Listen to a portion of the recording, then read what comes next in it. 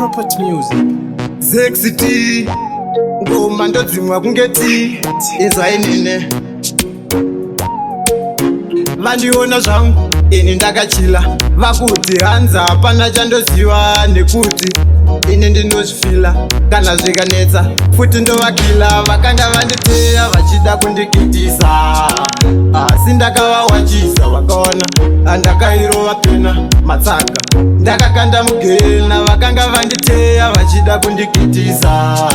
asi ndakavawachisa vakaona handakairova pena matsaka ndakakanda mugena ngoma dzangu dzakasimba kunge cheni dzichifefetera kuita kunge feni ndavaudza kuti aemba 1 ikanaya mvura vacharohwa nemheni hosi embaya ine vandisimbisa zvingoma ramba uchirilisa zvikanzi kupisa unopisa saka hapana chandimisa vakanga vanditeya vachida kundikitisa asi ndakavawachisa vakaona handakairova pena matsaka ndakakanda mugena vakanga vanditeya vachida kundikitisa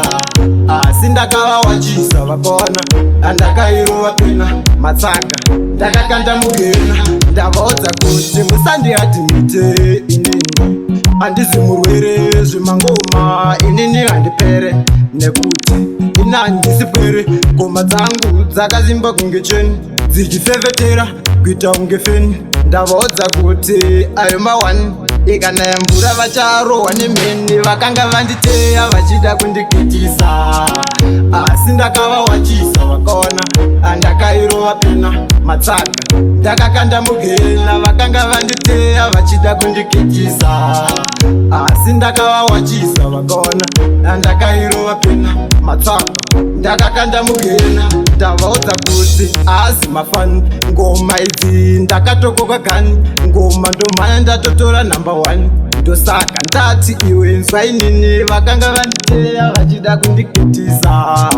asi ndakavawachisa vakaona handakairova pena matsaka ndakakanda mugena vakanga vanditeya vachida kundikitisa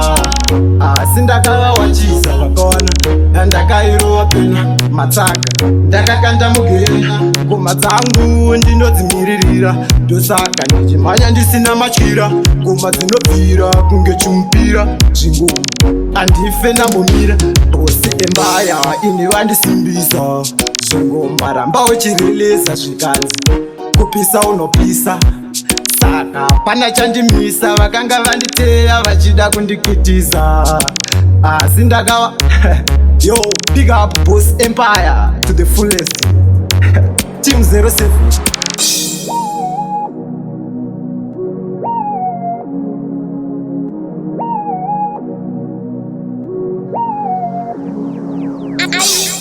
on the bed.